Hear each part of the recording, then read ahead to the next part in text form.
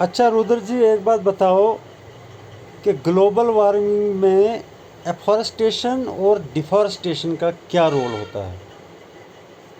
Afforestation हो गई पेड़ लगाना, ठीक, और डिफॉरेस्टेशन हो गया पेड़ काटना। तो डिफॉरेस्टेशन का तो ये रोल रहता है कि अगर हम पेड़ काटते काटते जाएंगे तो उससे क्या होता है, जो हम हार्मफुल गैसेस होती हैं, जैसे ग्रीन हाउस गैसेस होती हैं, मीथेन होता है, कार्बन डाइऑक्साइड होता है, सीएफसी होता है, तो उससे क्या होता है, हमारा जो ओजोन लेयर है उसको वो डैमेज पहुंचाती है। तो जो सन रेस छोड़ता है, सन 3 किस्म की रेस छोड़ता है, उनमें से एक होती है अल्ट्रा वायलेट रेस।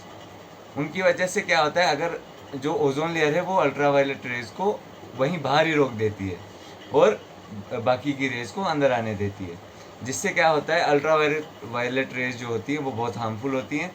वो अगर किसी की स्किन पे पड़े वो स्किन जला सकती हैं, स्किन डैमेज कर सकती हैं, वो स्किन कैंसर कर सकती हैं। उसकी वजह से हमारा जो अर्थ का टेम्परेचर है वो बढ़ सकता है। तो डिफॉरेस्टेशन से क्या होता है कि पेड़ जो हैं उन गैसेस को प्यूरिफाई नहीं कर पाते। तो अगर पेड़ प्यूरिफाई नहीं कर पाएंगे तो ओजोन लेयर में होल हो जाता है, जिसके कारण से हमारा जो अर्थ का तापमान है अल्ट्रावायलेट रेज की वजह से बढ़ता है, और उसको हम ग्लोबल वार्मिंग कहते हैं। तो डिफॉरेस्टेशन से ग्लोबल वार्मिंग होती है। और अगर हम एफॉरेस्टेशन करते हैं, एफॉरेस्टेशन मतलब पेड़ लगाते हैं, तो उससे क्या होगा कि जो हार्मफुल गैसेस हैं वो प्यूरिफाई होंगी और वो हमारे एनवायरनमेंट को डैमेज नहीं पहुंचा पाएंगी।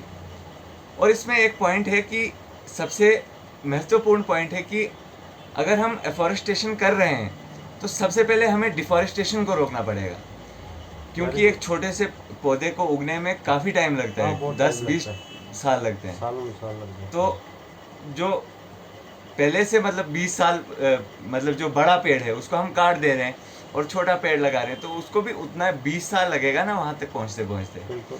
तो इसलिए सबसे पहले डिफॉरेस्टेशन को रोकना है, फिर एफॉरेस्टेशन करनी है।